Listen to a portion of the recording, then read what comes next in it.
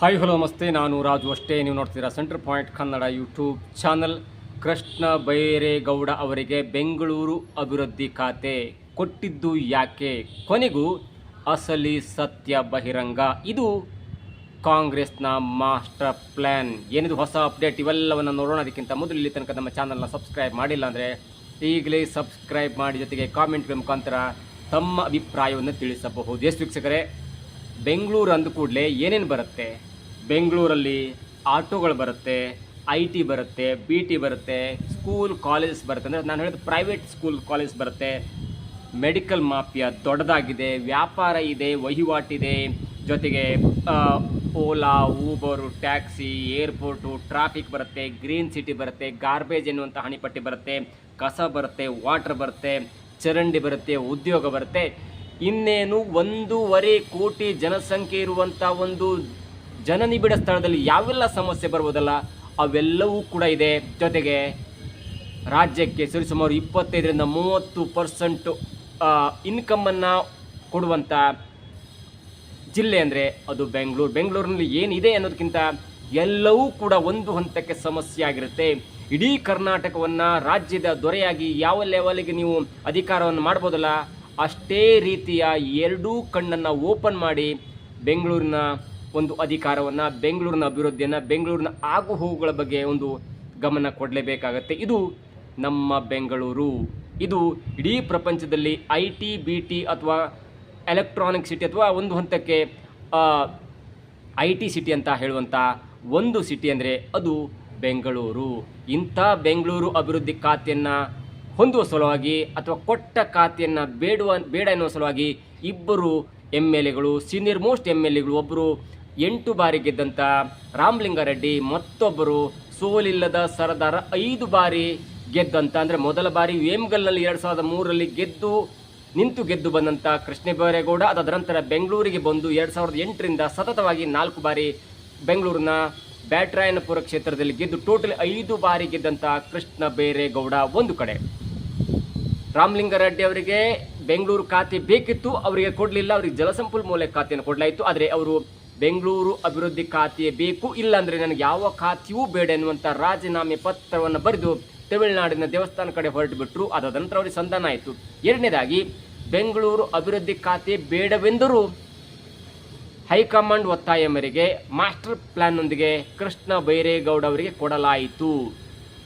ಆ ಕೊಟ್ಟ ಖಾತೆ ಸಂಪೂರ್ಣತೆ ಇಲ್ಲ. BDA ಮತ್ತು BMRD ಎನ್ನುವಂಥ ಒಂದು ಒಂದು ಸಂಪರ್ಕವಿರುವಂಥ ಮತ್ತು ಅಧಿಕಾರವಿರುವಂಥ ಖಾತೆಯೇ ಕೊಡಲಿಲ್ಲ ಅಂದರೆ ಬೆಂಗಳೂರಿನ ಅಭಿವೃದ್ಧಿ ಖಾತೆ ಅಂದರೆ ಬೆಂಗಳೂರಿನ ಅಭಿವೃದ್ಧಿಯನ್ನು ಮಾಡಲಿಕ್ಕಾಗಲ್ಲ ಎನ್ನುವಂಥ ಒಂದು ನೆಪವನ್ನು ಹೇಳಿ 11 ದಿನದ ತನಕ ಸಚಿವರಾಗಿ ಪ್ರಮಾಣ ವಚನ ಸ್ವೀಕಾರ ಮಾಡಿದ ನಂತರ 2 ಡೇಸ್ ಅಂದರೆ ವಿದಿನ್ 36 ಅವರ್ನಲ್ಲಿ ಅವರಿಗೆ ಖಾತೆಯನ್ನು ಕೊಡಲಾಯಿತು. ಅದಾದ ನಂತರ 11 ದಿನದ ತನಕ ತನಗೆ ಬೇಡ ಎನ್ನುವಂಥ ಹೇಳಿಕೆಯನ್ನು ಕೊಟ್ಟು GB ಆಫೀಸ್ ಕಡೆ ತಲೆ ಹಾಕಿ ಕೂಡ ಮುಖ ಮಾಡಿ ಮಲಗಲಿಲ್ಲ. ಇದೇ ಕೃಷ್ಣ ಬೈರೇಗೌಡ. ಕೃಷ್ಣ ಬೈರೇಗೌಡರು ಅಂದ್ಕೊಳ್ಳೋದು ರಾಹುಲ್ ಗಾಂಧಿಗೆ ಆಪ್ತರು ಅಥವಾ ವಿದೇಶದಲ್ಲಿ ಓದಿಕೊಂಡಂಥವರು, ಎಲ್ಲವೂ ಕೂಡ ಗೊತ್ತಿರುವಂಥ ವಿಷಯ. ಮತ್ತು ಸಿದ್ದರಾಮಯ್ಯನ ಸರ್ಕಾರದಲ್ಲಿ ಅಚ್ಚುಕಟ್ಟಾಗಿ with numbers, with calculation, with articles ಎಲ್ಲವನ್ನು ಕೂಡ ಡಿಪೆಂಡ್ ಮಾಡಿಕೊಂಡಂಥವ್ರು ಇದೇ ಕೃಷ್ಣ ಬೈರೇಗೌಡ.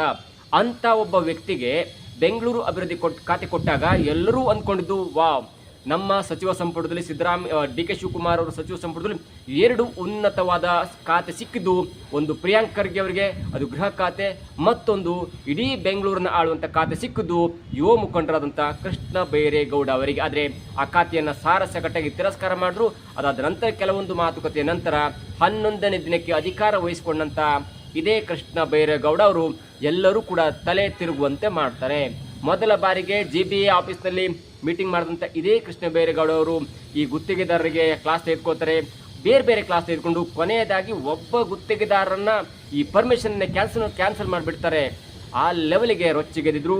ಎಲ್ಲೋ ಒಂದು ಕಡೆ ಇದು ಪ್ರಚಾರಕ್ಕಾಗಿ ಮಾಡ್ತಾರಾ ಅಥವಾ ಬೇರೆ ಏನಕ್ಕೆ ಮಾಡ್ತಾರೆ, ಸಿಟ್ಟಿನಿಂದ ಮಾಡ್ತಾರೆ ಅನ್ನುವಂಥ ಮಾತು ಕೂಡ ಕೇಳಿ ಬಂದಿತ್ತು. ಆದರೆ ಇಲ್ಲಿ ಕತೆ ನೋಡಿ ಏನಂತ, ಯಾಕೆ ಬೆಂಗಳೂರು ಅಭಿವೃದ್ಧಿ ಖಾತೆಯನ್ನು ಬೇಡಿದಂಥ ಹಠ ಹಿಡಿದು ಕೂತಂಥ ರಾಮಲಿಂಗಾರೆಡ್ಡಿ ಅವರಿಗೆ ಖಾತೆ ಕೊಡುವಂಥ ಗೋಜಿಗೆ ಹೊಡಲಿಲ್ಲ. ಬೇಕಾದ್ರೆ ನೀವು ರಿಸೈನ್ ಮಾಡಿ, ತೊಂದರೆ ಇಲ್ಲ ಎನ್ನುವಂಥ ಮಾತನ್ನು ಇದೇ ರಾಹುಲ್ ಗಾಂಧಿ ಅವರು ಹೇಳಿದ್ದಾರೆ ಎನ್ನುವಂಥ ಮಾತು ಕೂಡ ಚರ್ಚೆಯಾಗಿತ್ತು. ಆದರೆ ಮತ್ತೊಂದು ಕಡೆ ನನಗೆ ಬೆಂಗಳೂರು ಅಭಿವೃದ್ಧಿ ಖಾತೆಯೇ ಬೇಡ, ಕಂದಾಯ ಖಾತೆ ಸಾಕು ಎನ್ನುವಂಥ ಹಠ ಹಿಡಿದಂಥ ಕೃಷ್ಣ ಬೈರೇಗೌಡ ಅವರಿಗೆ ಸತಾಯಗತಾಯ ಆ ಖಾತೆಯನ್ನು ಇಟ್ಟುಕೊಳ್ಳುವಂತೆ ಫೋರ್ಸ್ ಮಾಡಲಾಯಿತು. ಯಾಕೆ? ಇದೀಗ ಆ ರಹಸ್ಯ ಬಯಲಾಗುವಂಥ ಹಂತಕ್ಕೆ ಬಂದು ಮುಟ್ಟಿದೆ. ಕಳೆದ ಜುಲೈ 1ರಿಂದ ಇಲ್ಲಿಯ ತನಕ ಆಗ್ತಾ ಇರುವಂಥ ಡೆವಲಪ್ಮೆಂಟನ್ನು ನೋಡಿದ್ರೆ ಕೃಷ್ಣ ಬೈರೇಗೌಡ ಅವರು ತೆಗೆದುಕೊಳ್ಳುವಂಥ ನಿರ್ಣಯ ಮತ್ತು ಆ ಒಂದು ವಿಷಯವನ್ನು ಡಿಪೆಂಡ್ ಮಾಡಿಕೊಳ್ಳುವಂಥ ರೀತಿಯನ್ನು ನೋಡ್ತಾ ಇದ್ರೆ ಎಲ್ಲೋ ಒಂದು ಕಡೆ ಎಸ್ ಆಫ್ ಕೋರ್ಸ್ BK ಮತ್ತು ಕಾಂಗ್ರೆಸ್ ಹೈಕಮಾಂಡ್ ಅಚ್ಚುಕಟ್ಟಾಗಿ ಪ್ಲ್ಯಾನ್ ಮಾಡಿಕೊಂಡು ಇದು ಇವರು ಆದರೆ ಮಾತ್ರ ಸರಿಯಾಗುತ್ತೆ, ಇದು ಬೆಂಗಳೂರು ಅಭಿವೃದ್ಧಿ ಖಾತೆಯನ್ನು ಇವರು ನಿಭಾಯಿಸಿದ್ರೆ ಮಾತ್ರ ಅದು ಡಿಪೆಂಡ್ ಮಾಡ್ಕೊಳ್ಳಿ ಸರಿಯಾಗುತ್ತೆ, ಅಚ್ಚುಕಟ್ಟಾಗಿ ನಿರ್ವಹಿಸಬಹುದು, ಕ್ಲಾಸ್ ತೆಗೆದುಕೊಳ್ಳಬಹುದು ಮತ್ತು ಆ್ಯಕ್ಟಿವ್ ಆಗಿ ಇಂಥ ವ್ಯಕ್ತಿ ಬೆಂಗಳೂರಿನ ಓಡಾಟ ಮಾಡಿದರೆ ಬೆಂಗಳೂರು ಒಂದು ಹಂತಕ್ಕೆ ಮುಂದಿನ 10 ವರ್ಷಗಳ ಕಾಲ ಸರಿಯಾಗಿರಬಹುದು. ಇಲ್ಲ ಅಂದರೆ ಈಗಾಗಲೇ ಒತ್ತುವರಿಯಾಗಿದೆ. ಒಂದು ಕಡೆ ಬೀದಿ ವ್ಯಾಪಾರಿಗಳು, ಒಂದು ಬದಿ ಅಂಗಡಿಯವರು, ಒಂದು ಬದಿ ಚರಂಡಿ, ಎಲ್ಲವೂ ಕಸ ಗಿಸ ಸೇರಿ ಬೆಂಗಳೂರು ಅನ್ನೋದು ಮುಚ್ಚುವ ಹಂತಕ್ಕೆ ಬರ್ತಾ ಇದೆ. ಹೀಗಾಗಿ ಒಬ್ಬ ಆ್ಯಕ್ಟಿವ್ ಮಂತ್ರಿನ ಹುಡುಕಾಟದಲ್ಲಿದ್ದಂಥ ಕಾಂಗ್ರೆಸ್ಗೆ ಸಿಕ್ಕಂಥವ್ರು ಇದೇ ಕೃಷ್ಣ ಬೈರೇಗೌಡ. ನಾನು ಒಂದೊಂದಾಗಿ ಹೇಳ್ತಾ ಹೋಗ್ತೇನೆ. ಕೃಷ್ಣ ಬೈರೇಗೌಡ ಅವರು ಅಧಿಕಾರ ಸ್ವೀಕಾರ ಮಾಡಿದ ನಂತರ ಆ್ಯಸ್ ಯೂಸ್ವಲಿ ಅವರು ಬೆಂಗಳೂರಿನ ಗುಂಡಿಗಳ ಬಗ್ಗೆ ಮೀಟಿಂಗ್ ಮಾಡಿದ್ರು, ಓಕೆ. ಒಂದು ಲೈಸೆನ್ಸನ್ನು ಕ್ಯಾನ್ಸಲ್ ಮಾಡಿದ್ರು, ಓಕೆ. ಜೊತೆಗೆ ಮಳೆಗಾಲ ಇರುವುದರಿಂದ ಮಳೆಗಾಲ ಇದ್ದು ಒಂದೇ ಹಂತಕ್ಕೆ ಆರೆಂಜ್ಗಿಂತ ಕಡಿಮೆ ಅಂದರೆ ನಿಮಗೆ ಬೆಂಗಳೂರಿನಲ್ಲಿ 75 ಮಿಲಿಮೀಟರ್ ಅಥವಾ 110-120 ಮಿಲಿಮೀಟರ್ ಮಳೆ ಬಂದುಬಿಟ್ರೆ ಅರ್ಧಕ್ಕರ್ಧ ಮುಳುಗೋಗುತ್ತೆ, ಇರು ಬರುವ ಕಟ್ಟಡಗಳೆಲ್ಲ ಕುಸಿದು ಬೀಳುತ್ತೆ. ಅಂಥ ಹಂತದಲ್ಲಿರುವಾಗ ಬೆಂಗಳೂರಿನ ಉಸ್ತುವಾರಿ ಆರ್ಎಲ್ಸ್ ಬೆಂಗಳೂರು ಅಭಿವೃದ್ಧಿ ಖಾತೆ ಸಚಿವರಿಗೆ ದೊಡ್ಡದಂತ ತಲೆಬಿಸಿರುತ್ತೆ. ನಾವು ನಿನ್ನೆ ಮೊನ್ನೆ ಎಲ್ಲ ನೋಡಿದ ಹಾಗೆ ಬೆಂಗಳೂರು ಸುತ್ತಾಟ ನಡೆಸಿದಾಗ ಈ ಕುಸಿದು ಬೀಳುವಂಥ ಅಥವಾ ಮುರಿದು ಬೀಳುವ ಹಂತದಲ್ಲಿರುವಂಥ ಮರಗಳ ತೆರವು ಕೂಡ ಆಗ್ತಿದೆ, ಮರಗಳ ಟೊಂಗೆಗಳನ್ನ ಕಟಾವು ಮಾಡ್ತಾ ಇದೆ ರಾತ್ರಿ ಹಂತದಲ್ಲಿ. ಇದು ಕೂಡ ಒಂದು ಒಳ್ಳೆಯ ಬೆಳವಣಿಗೆ. ಮುಂದುವರೆದ ಭಾಗವಾಗಿ ಚರಂಡಿಯ ದುರಸ್ತಿ ಅದು ಇದು ಎಲ್ಲವೂ ಕೂಡ ಆಗ್ತಾ ಇದೆ. ಜೊತೆಗೆ ಬೆಂಗಳೂರನ್ನ ಬೆಂಗಳೂರಿನ ಅಭಿವೃದ್ಧಿ ಹೊತ್ತುಕೊಂಡಿರುವಂಥ ಈ ಸಚಿವರಿಗೆ ದೊಡ್ಡದಾಗಿ ಸವಾಲು ಆಗಿದ್ದು ಇದೇ ಫುಟ್ಪಾತ್ ಡ್ರೈವ್ ಕಾರ್ಯಕ್ರಮ. ಅಂದರೆ ಫುಟ್ಪಾತ್ ಒತ್ತುವರಿ ಇದೆಯಲ್ಲ, ಆ ಒತ್ತುವರಿಯ ಕಾರ್ಯಕ್ರಮವನ್ನು ಕೃಷ್ಣ ಬೈರೇಗೌಡರು ಯಾವ ರೀತಿ ನಿಭಾಯಿಸ್ತಾರೆ? ಕೃಷ್ಣ ಬೈರೇಗೌಡ ಅವರಿಗೆ ಕಂಪೇರ್ ಮಾಡಿದ್ರೆ ಯಾರಾದರೂ ಕೂಡ ಇಂಥದ್ದೊಂದು ಸಂದಿಗ್ಧ ಕಷ್ಟದ ಕಾಲದ ಸ್ಥಿತಿಯನ್ನು ನೋಡಿ, ಸಾವಿರಾರು ಲಕ್ಷಾಂತರ ಕಾರ್ಮಿಕರು ಬೀದಿ ಬದಿಯಲು ವ್ಯಾಪಾರ ಮಾಡ್ತಿದ್ರೆ ಅದು ಸರಿಯೋ ತಪ್ಪು, ಅದು ಕೋರ್ಟ್ ಉತ್ತರವನ್ನು ಕೊಟ್ಟಿದೆ ಮತ್ತು ಕೋರ್ಟ್ ಅದನ್ನು ವಾದ ವಿವಾದವನ್ನು ಆಲಿಸಿ ಇದೀಗ ಜುಲೈ 1ರಿಂದ ದೇಶದಾದ್ಯಂತ ಫುಟ್ಪಾತ್ ತೆರವು ಯೋಜನೆಯನ್ನು ಅಭಿಯಾನವನ್ನು ಹಾಕ್ಕೊಂಡು ಇದು ಪ್ರತಿಯೊಬ್ಬ ನಾಗರಿಕನ ಒಂದು ಹಕ್ಕು, ಫುಟ್ಪಾತಲ್ಲಿ ಓಡಾಡುವಂಥ ಹಕ್ಕಿದೆಯಲ್ಲ, ರೈಟ್ ಟು ವಾಕ್ ಎನ್ನುವಂಥ ನಿರ್ಣಯದ ಅಡಿಯಲ್ಲಿ ಆರ್ಟಿಕಲ್ 21 ಮತ್ತು ಆರ್ಟಿಕಲ್ 19 ಅಡಿಯಲ್ಲಿ ಆದೇಶವನ್ನು ಹೊರಡಿಸಿ ಫುಟ್ಪಾತ್ ತೆರವು ಕಾರ್ಯಕ್ರಮವನ್ನು ಮಾಡಬೇಕು ಮತ್ತು ಅದು ಜನಸಾಮಾನ್ಯರ ಒಂದು ಓಡಾಟಕ್ಕೆ ಅನುವು ಮಾಡಿಕೊಡಬೇಕು. ಅದು ಜನಸಾಮಾನ್ಯರ ಫಂಡಮೆಂಟಲ್ ರೈಟ್ಸ್ ಆಗಿರುತ್ತೆ ಅನ್ನುವಂಥ ಹೇಳಿಕೆಯನ್ನು ಹೇಳಿ ಕೆಲವೊಂದು ಅಂದರೆ ಕೋರ್ಟ್ನಲ್ಲಿ ಅಪೀಲ್ ಕೂಡ ಹೋಗಿದ್ರು. ಒಂದು ಕೇಸ್ ಉಲ್ಲೇಖ ಮಾಡಿಕೊಂಡು ಇದೀಗ ತೀರ್ಪನ್ನು ಕೊಟ್ಟಿದೆ ನೋಡಿ. 5 ವರ್ಷದ ಒಂದು ಮಗುವನ್ನು ಕರೆದುಕೊಂಡು ತಂದೆ ಫುಟ್ಪಾತ್ನಲ್ಲಿ ಹೋಗ್ತಾ ಇರುವಾಗ ಫುಟ್ಪಾತ್ ಒತ್ತುವರಿಯಾದ ಕಾರಣಕ್ಕಾಗಿ ಆ ವ್ಯಕ್ತಿ ಫುಟ್ಪಾತ್ನಿಂದ ಇಳಿದು ಮುಂದೆ ಹೋಗ್ಲಿಕ್ಕಾಗಲ್ಲ, ಅಲ್ಲಿ ಅಂಗಡಿ ಇರುತ್ತೆ, ವ್ಯಾಪಾರ ಇರುತ್ತೆ, ಎಲ್ಲವೂ ಕೂಡ ಜನದಟ್ಟಣೆ ಇರುತ್ತೆ. ಹಾಗಾಗಿ ಆ ವ್ಯಕ್ತಿ ಫುಟ್ಪಾತ್ನಿಂದ ಕೆಳಗಿಳಿದು ಮಗುವನ್ನು ಕರ್ಕೊಂಡು ರಸ್ತೆಯಲ್ಲಿ ನಡೆದಾಡ್ಕೊಂಡು ಹೋಗ್ತಾ ಇರುವಾಗ ಬಂದಂಥ ಟ್ಯಾಂಕರ್ ಲಾರಿ ಮಗುವನ್ನು ಗುದ್ದುಕೊಂಡು ಹೋಗುತ್ತೆ. ಆ ಸ್ಥಳದಲ್ಲಿ ಆ ಮಗು ಕೂಡ ಮರಣವನ್ನು ಹೊಂದುತ್ತೆ. ಇದೇ ಒಂದು ತನಿಖೆಯನ್ನು ಪ್ರಾರಂಭ ಮಾಡಿ ಇದೇ ಒಂದು ತನಿಖೆ ವಾದವಿವಾದದ ನಂತರ ಆ ವ್ಯಕ್ತಿ ಆ ಮಗು ಫುಟ್ಪಾತ್ನಲ್ಲಿ ಓಡಾಡ್ಕೊಂಡು ಹೋಗಿದ್ರೆ ಆ ಮರಣ ಸಂಭವಿಸ್ತಾ ಇರಲಿಲ್ಲ ಎನ್ನುವಂಥ ವಾದವನ್ನು ಇಟ್ಕೊಂಡು ಇದೀಗ ಸುಪ್ರೀಂ ಕೋರ್ಟ್ನಲ್ಲಿ ಜಡ್ಜ್ಮೆಂಟ್ ಆಗಿದೆ, ತೀರ್ಪಾಗಿದೆ. ಜೊತೆಗೆ ಇದೀಗ ಜುಲೈ 1ರಿಂದ ಇಡೀ ದೇಶದ ಫುಟ್ಪಾತ್ ತೆರವು ಕಾರ್ಯಕ್ರಮ ಆಗ್ತಾ ಇದೆ. ಇಲ್ಲಿ ಒಂದು ಜನರಲ್ಲಿ ಗೊಂದಲ ಅಂದರೆ ಫುಟ್ಪಾತ್ ತೆರವು ಒಂದು ಕೂಡಲೇ ಅದು ಬೀದಿ ಬದಿ ವ್ಯಾಪಾರಿಗಳು ಮಾತ್ರ ತೆರವು ಮಾಡ್ತಾ ಇದ್ದಾರೆ, ಅದು ಬಡವರಿಗೆ ಸಂಕಷ್ಟ ಆಗುತ್ತೆ, ವ್ಯಾಪಾರಿಗಳು ಬೀದಿ ಬರ್ತಾರೆ ಅನ್ನುವಂಥ ಮಾತು ಕೇಳಿ ಬರ್ತದೆ ನೋಡಿ. ಫುಟ್ಪಾತ್ ತೆರವು ಅನ್ನುವುದು ಬೀದಿ ಬದಿ ವ್ಯಾಪಾರಿಗಳಿಗೆ ಮಾತ್ರ ಅಲ್ಲ, ಬೀದಿ ಬದಿ ವ್ಯಾಪಾರಿಗಳು ಫುಟ್ಪಾತ್ನ ಕೆಳಗಡೆ ರೋಡ್ನಲ್ಲಿ ವ್ಯಾಪಾರ ಮಾಡ್ತಾರೆ. ಆದರೆ ಇಲ್ಲಿ ಸಾವಿರಾರು ಲಕ್ಷಾಂತರ ಅಂಗಡಿಗಳ ಶೆಟ್ರ್ ಇರುತ್ತಲ್ಲ, ಅವರ ಬಾಗಿಲ ಮುಂದ್ಗಡೆ ಅವರ ಎಲ್ಲ ವಸ್ತುಗಳು ಕೂಡ ಫುಟ್ಪಾತ್ ಮೇಲೆ ಇಟ್ಕೊಂಡು ವ್ಯಾಪಾರ ಮಾಡ್ತಾರೆ. ಒಳಗಡೆ 2 ಟೇಬಲ್ ಇರುತ್ತೆ, ಫ್ರಿಜ್ ಹೊರಗಡೆ ಇರುತ್ತೆ, ಒಳಗಡೆ ಕೋಳಿ ಅಂಗಡಿ ಇರುತ್ತೆ, ಕೋಳಿಗಳೆಲ್ಲ ಆ ಬಾಕ್ಸ್ನಲ್ಲಿ ಫುಟ್ಪಾತ್ ಮೇಲೆ ಇರುತ್ತೆ, ಒಳಗಡೆ ಬೇರೆ ಇರುತ್ತೆ. ಎಲ್ಲವೂ ಕೂಡ ಫುಟ್ಪಾತ್ನ ಆ 1 ಮೀಟರ್ 1.5 ಮೀಟರ್ ಫುಟ್ಪಾತ್ ಇರುತ್ತಲ್ಲ, ಆ ಫುಟ್ಪಾತ್ನಲ್ಲಿ ಎಲ್ಲ ಅಂಗಡಿಗಳು ಇರುತ್ತೆ. ಹೀಗಾಗಿ ಅಲ್ಲಿನ ಈ ಫುಟ್ಪಾತ್ ತೆರವು ಒಂದು ಕೂಡಲೇ ಕೇವಲ ಬೀದಿ ಬದಿ ವ್ಯಾಪಾರಿಗಳ ತೆರವಲ್ಲ, ಅಂಗಡಿ ಮಾಲೀಕರು ತಮ್ಮ ಅಂಗಡಿಯ ಜಾಗವನ್ನು ಬಿಟ್ಕೊಂಡು ಫುಟ್ಪಾತನ್ನು ಒತ್ತುವರಿ ಮಾಡಿಕೊಂಡು ಅಲ್ಲಿ ಸಣ್ಣ ಪುಟ್ಟ ಸಾಮಾನು ಇಟ್ಕೊಂಡು ಆ ಅಂಗಡಿಯ ಮುಂದುವರೆದ ಭಾಗ ಮಾಡ್ತಾರಲ್ಲ ಅವೆಲ್ಲವನ್ನು ಕೂಡ ತೆರವು ಮಾಡ್ತಾ ಇದ್ದಾರೆ.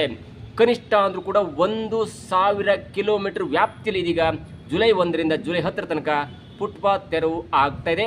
ಕೆಲವೊಂದು ಹಂತಕ್ಕೆ ಜಗಳ ಆಗ್ತಿದೆ, ಕೆಲವೊಂದು ಹಂತಕ್ಕೆ ಪ್ರತಿಭಟನೆ ಆಗ್ತಿದೆ, ಎಲ್ಲವೂ ಕೂಡ ಸಹಜ. ಆದರೆ ಸುಪ್ರೀಂ ಕೋರ್ಟ್ ಆದೇಶದಂತೆ ಇದೀಗ ಬಿಜೆಪಿ ಮತ್ತು ಕಾಂಗ್ರೆಸ್ ಎರಡೂ ಪಕ್ಷಗಳು ಇದಕ್ಕೆ ಸಹಕಾರವನ್ನು ಕೊಡ್ತಿದೆ. ಜೊತೆಗೆ ಬಿಜೆಪಿ MLAಗಳು ಕೂಡ ಅನೇಕರು ಸಪೋರ್ಟ್ ಮಾಡ್ತಿದ್ದಾರೆ, ಅನೇಕ ಕಾಂಗ್ರೆಸ್ MLAಗಳು ಸಪೋರ್ಟ್ ಮಾಡ್ತಿದ್ದಾರೆ. ಬಿಜೆಪಿ ಮತ್ತು ಕಾಂಗ್ರೆಸ್ನ ವಕ್ತಾರರು ಕೂಡ ಈ ಫುಟ್ಪಾತ್ ತೆರವು ಆಗಲೇಬೇಕು, ಇಲ್ಲೇ ತನಕ ಏನೂ ಆಗಿದೆ. ಆದರೆ ಹೀಗೆ ಮುಂದುವರೆದು ಬಿಟ್ಟರೆ ರೋಡೇ ಇರಲ್ಲ, ಜನ ಓಡಾಡ್ಲಿಕ್ಕೆ ಫುಟ್ಪಾತ್ ಇಲ್ಲ, ರೋಡ್ ಕೂಡ ಇರಲ್ಲ ಎನ್ನುವಂಥ ಹಂತಕ್ಕೆ ಬಂದು ಮುಟ್ಟಿದೆ. ಜೊತೆಗೆ ಇದ್ರ ಜೊತೆಗೆ ಅಡ್ಡಾದಿಡ್ಡಿ ನಿಲ್ಲಿಸುವಂಥ ವಾಹನಗಳ ಮೇಲೂ ಕೂಡ ಸುಪ್ರೀಂ ಕೋರ್ಟು ಅಥವಾ ನಮ್ಮ ರಾಜ್ಯ ಸರ್ಕಾರ ಒಂದು ಕಣ್ಣಿಡಬೇಕು ಮತ್ತು ಅದಕ್ಕೆ ಕೂಡ ಆದೇಶವನ್ನು ಮಾಡಬೇಕಾಗತ್ತೆ. ನೀವು ಹೋದ ರೋಡಲ್ಲೆಲ್ಲ ಲೆಫ್ಟ್ ಟು ರೈಟ್ ಎರಡು ಕಡೆ, ಒಂದು ಕಡೆ ಓಕೆ ಪಾರ್ಕಿಂಗ್ ವ್ಯವಸ್ಥೆ ಇರುತ್ತೆ, ಆದರೆ ಎರಡೂ ಕಡೆ ವೆಹಿಕಲ್ ನಿಲ್ಲಿಸಿರ್ತಾರೆ, ಮನೆಯ ಮುಂದೆ ಕಾರ್ ನಿಲ್ಲಿಸಿರ್ತಾರೆ, ಅದು ವರ್ಷಾನುಗಟ್ಟಲೆ ಅಲ್ಲಿ ನಿಂತಿರುತ್ತೆ. ಬೇಕಾದ ವಾಪಸ್ ಕರ್ಕೊಂಡು ಹೋಗ್ತಾರೆ ಮತ್ತು ಅದೇ ಅಲ್ಲಿ ಮನೆಯ ಮುಂದೆ ನಿಂತಿರುತ್ತೆ. ಹೀಗಾಗಿ ಕೋರ್ಟು ಸರ್ಕಾರ ಈ ವೆಹಿಕಲ್ ಮೇಲೆ ಕೂಡ ಕಣ್ಣಿಡಬೇಕಾಗತ್ತೆ. ಇಂಥ ಒಂದು ಸಂದಿಗ್ಧ ಪರಿಸ್ಥಿತಿಯಲ್ಲಿ ಇಡೀ ಬೆಂಗಳೂರೇ ಸರ್ಕಾರದ ವಿರುದ್ಧ ತಿರುಗಿ ಬೀಳುವಂಥ ಹಂತದಲ್ಲಿರುವಾಗ ಯಾರು ಇದನ್ನು ಡಿಪೆಂಡ್ ಮಾಡ್ಕೋತಾರೆ? ಅಂಥ ಒಂದು ಡಿಪೆಂಡ್ ಮಾಡ್ಕೊಳ್ಳುವಂಥ ವ್ಯಕ್ತಿ ಅಂದರೆ ಅದು ಕೃಷ್ಣ ಬೈರೇಗೌಡ. ನಾವು ಈ ಸಚಿವ ಸಂಪುಟದಲ್ಲಿ ಓಕೆ ಪರಮೇಶ್ವರ್ ಓದ್ಕೊಂಡಿದ್ದಾರೆ, ಡಿಪೆಂಡ್ ಮಾಡ್ಕೊಳ್ಬೋದು. ಆದರೆ ಎಲ್ಲ ಲೆಕ್ಕ ಸಮೇತ ಡಿಪೆಂಡ್ ಮಾಡ್ಕೊಳ್ಳುವಂಥ ತಾಕತ್ತು ಪರಮೇಶ್ವರ್ ಅವರಿಗಿಲ್ಲ. ನೀವು ಖರ್ಗೆನ ತೆಗೆದುಕೊಂಡು ಬಂದರೆ ಅವರು ಅಪ್ಪಟ ಬಿಜೆಪಿ ವಿರೋಧಿ. ಓಕೆ ಕಾಂಗ್ರೆಸ್ ಸೈದ್ಧಾಂತಿಕ ಪರವಾಗಿದ್ದರೂ ಕೂಡ ಅವರು ಟಾರ್ಗೆಟ್ ಮಾಡಿದ್ರೆ ಬಿಜೆಪಿ ವಿರೋಧ ಮಾಡ್ತಾರೆ. ಜೊತೆಗೆ ಅನೇಕರಿದ್ದಾರೆ. ಆದರೆ ರಾಮಲಿಂಗಾರೆಡ್ಡಿ ಮತ್ತು ಕೃಷ್ಣ ಬೈರೇಗೌಡ ಅವ್ರನ್ನ ನಾವು ಇಬ್ಬರನ್ನ ಒಂದು ತೂಕಕ್ಕಿಟ್ಟಾಗ ರಾಮಲಿಂಗಾರೆಡ್ಡಿ ಅವರು ಎಲ್ಲವನ್ನು ಕೂಡ ಒಪ್ಕೊಬಿಡ್ತಾರೆ. ಓಕೆ ಹೌದಾ, ನಮ್ಮ ಸರ್ಕಾರ ತಪ್ಪಾಗಿದೆಯಾ, ತಿದ್ದುಕೊಳ್ತೇವೆ ಎನ್ನುವಂಥ ಮಾತನ್ನು ಹೇಳಿ ಎಲ್ಲೋ ಒಂದು ಕಡೆ ಸರ್ಕಾರಕ್ಕೆ ಮುಜುಗರ ತರುವಂಥ ವಿಷಯ ಕೂಡ ಅವರಿಂದ ಆಗುತ್ತೆ. ಆದರೆ ಕೃಷ್ಣ ಬೈರೇಗೌಡ ನೋಡಿ, ಕೃಷ್ಣ ಬೈರೇಗೌಡ ಓದಿದ್ದು ಏನು ಎನ್ನುವುದನ್ನು ನೋಡ್ತಾ ಇದ್ರೆ ಅವರು ವಿದೇಶದಲ್ಲಿ ಈ ವಿದೇಶಿ ರಾಜಕೀಯ ವಿಶ್ಲೇಷಣೆಗಳ ಬಗ್ಗೆ, ರಾಜಕೀಯ ವ್ಯವಹಾರಗಳ ಬಗ್ಗೆ ಓದ್ಕೊಂಡಿದ್ದಾರೆ. ವಿದೇಶದ ಬಗ್ಗೆ ತಿಳ್ಕೊಂಡವರಿಗೆ ಊರಿನ ಬಗ್ಗೆ ಗೊತ್ತಿರಲ್ವಾ, ಊರಿನ ರಾಜಕೀಯ, ರಾಜ್ಯದ ರಾಜಕೀಯ, ಜಿಲ್ಲೆಯ ರಾಜಕೀಯ ಗೊತ್ತಿರಲ್ವ. ಹಾಗಾಗಿ ಒಬ್ಬ ಸೂಕ್ತ ವ್ಯಕ್ತಿಯನ್ನು ನೋಡಿ ಈಗಾಗಲೇ ಕಂದಾಯ ಸಚಿವರಾಗಿದ್ದಾಗಲೂ ಕೂಡ ಅತ್ಯಂತ ನಿಷ್ಠುರವಾಗಿ ಪಕ್ಷದ ಆಗುಹೋಗುಗಳನ್ನು, ಆರ್ಟಿಕಲ್ಗಳನ್ನು ಮತ್ತು ಅಮೆಂಡ್ಮೆಂಟ್ಗಳ ಬಗ್ಗೆ ಇರುವ ಚರ್ಚೆಗಳನ್ನ ಅತ್ಯಂತ ಸೂಕ್ತವಾಗಿ ನಿಭಾಯಿಸ್ಕೊಂಡು ಬಂದಂಥವ್ರು ಇದೇ ಕೃಷ್ಣ ಬೈರೇಗೌಡ. ಕೃಷ್ಣ ಬೈರೇಗೌಡರ ಮತ್ತೊಂದು ಒಂದು ಪ್ಲಸ್ ಅಂದರೆ ಅವರು ಸಿದ್ದರಾಮಯ್ಯನವರ ಅತ್ಯಂತ ಆಪ್ತರು. ಸಿದ್ದರಾಮಯ್ಯನವರು ಹೇಗೆ 17 ಬಾರಿ ಆರ್ಥಿಕ ಸಚಿವ ಬಜೆಟನ್ನು ಮಂಡನೆ ಮಾಡಿದ್ರಲ್ಲ, ಆರ್ಥಿಕ ಬಜೆಟನ್ನು ಮಂಡನೆ ಮಾಡುವಾಗ ಅಕ್ಕಪಕ್ಕದಲ್ಲೇ ಕೃಷ್ಣ ಬೈರೇಗೌಡರು ಕೂರ್ತಿದ್ರು. ಜೊತೆಗೆ ಕರ್ನಾಟಕದ ಯಾವುದೇ ಒಂದು ವ್ಯವಹಾರ GST ಕಮಿಟಿಯಲ್ಲಿ ಇರ್ಬೋದು, GST ಕಮಿಟಿಯಲ್ಲೂ ಕೂಡ ಇದೇ ಕೃಷ್ಣ ಬೈರೇಗೌಡ ಅವರಿದ್ದು. ಹೀಗಾಗಿ ಒಬ್ಬ ಸೂಕ್ತ ವ್ಯಕ್ತಿಯ ಮೇಲೆ ಬೆಂಗಳೂರು ಜವಾಬ್ದಾರಿಯನ್ನು ಕೊಟ್ಟರೆ ಮುಂದಿನ 3-4 ವರ್ಷದಲ್ಲಿ ಅಥವಾ 10 ವರ್ಷದಲ್ಲಿ ಬೆಂಗಳೂರು ಸರಿಯಾಗ್ಬೋದು, ಬೆಂಗಳೂರಿನ ಅಭಿವೃದ್ಧಿ ಆಗ್ಬೋದು. ಜೊತೆಗೆ ಬೆಂಗಳೂರು ಅಂದ್ಕೊಂಡು ಹೇಳಿದ್ನಲ್ಲ, ಇಲ್ಲಿ ಆಟೋಗಳಿರುತ್ತೆ, IT, BT, ಮೆಡಿಕಲ್ ಮಾಫಿಯಾ ವ್ಯಾಪಾರ, ಓಲಾ, ಊಬರ್, ಟ್ಯಾಕ್ಸಿ, ಮಾಲ್ಗಳು, ಸಿನಿಮಾ ಥಿಯೇಟರ್ಗಳು, ಗ್ರೀನ್ ಸಿಟಿ ಅನ್ನುವಂಥ ಒಂದು ಗೌರವ, ಜೊತೆಗೆ ಗಾರ್ಬೇಜ್ ಸಿಟಿ ಅನ್ನುವಂಥ ಒಂದು ಕಳಂಕ, ಜೊತೆಗೆ ಕಸ, ವಾಟರ್ ಎಲ್ಲವೂ ಕೂಡ ಇರುತ್ತೆ. ಇಂಥ ಒಂದು ಸಿಟಿಯನ್ನು ಸರಿಯಾಗಿ ಮಾಡಬೇಕಂದ್ರೆ ಆಗ ಬೇಕಾಗಿದ್ದೇ ಒಬ್ಬ ಸೂಕ್ತ ವ್ಯಕ್ತಿ, ಮಾಡಿದ್ದೆಲ್ಲವನ್ನು ಕೂಡ ಲೆಕ್ಕ ಸಮೇತ ಉತ್ತರ ಕೊಡುವಂಥ ವ್ಯಕ್ತಿ ಮತ್ತು ಆ ಲೆಕ್ಕಕ್ಕೆ ಅದಕ್ಕೆ ಅಧಿಕೃತವಾಗಿ ಓದ್ಕೊಂಡು ಇರಬೇಕಾಗತ್ತೆ. ಹೀಗಾಗಿ ಈ ಬೆಂಗಳೂರು ಅಭಿವೃದ್ಧಿ ಖಾತೆಯನ್ನು ಕೃಷ್ಣ ಬೈರೇಗೌಡ ಅವರಿಗೆ ಬೇಡಂದ್ರು ಯಾಕೆ ಕೊಟ್ಟರು ಎನ್ನುವ ಒಂದು ಕುತೂಹಲ ಇದೆಯಲ್ಲ, ಅದಕ್ಕೆ ಉತ್ತರವೆಂಬಂತೆ ಈಗೀಗ ಆಗ್ತಾ ಇರುವಂಥ ಒಂದು ಬೆಳವಣಿಗೆ. ಬೆಂಗಳೂರು ಅಂದರೆ ಅದು ಗುಂಡಿ ರಾಜ್ಯ, ಗುಂಡಿ ಜಿಲ್ಲೆಯಾಗಿದೆ, ಅದನ್ನು ಮುಚ್ಚಬೇಕು, ಸರಿ ಮಾಡಬೇಕು. ಈಗ ಹೊಸದಾಗಿ ಗ್ಯಾಸ್ ಕನೆಕ್ಷನ್ ಕೂಡ ಮನೆಗೆ ಬರ್ತಾ ಇದೆ. ಹೀಗಾಗಿ ಅದರ ಒಂದು ನೋಡ್ಕೊಳ್ಬೇಕು.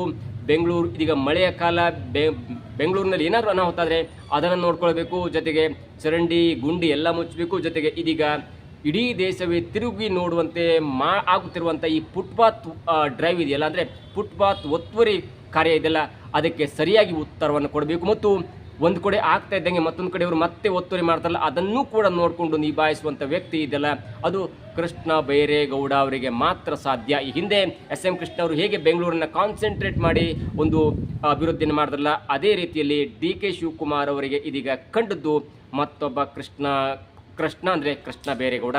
ಕೃಷ್ಣ ಬೈರೇಗೌಡ ಅವರು ಯಾವ ರೀತಿಯಲ್ಲಿ ಈ ತನ್ನಗೆ ಕೊಟ್ಟಂಥ ಕೆಲಸವನ್ನು ಮಾಡ್ತಾರೆ ಅಥವಾ ಮಾಡಿ ಪಾಸಾಗಿ ಡಿಸ್ಟಿಂಕ್ಷನ್ನಲ್ಲಿ ಪಾಸಾಗಿ ಮುಂದಿನ ಒಂದು CM ಚೇರ್ಗೆ ಟವೆಲನ್ನು ಹಾಕ್ತಾರ, ಕಾದು ನೋಡಬೇಕು. ಇದಾಗುತ್ತೆ ಇವತ್ತಿನ ವಿಶೇಷ. ನೋಡ್ತಾರೆ central point Kannada YouTube channel.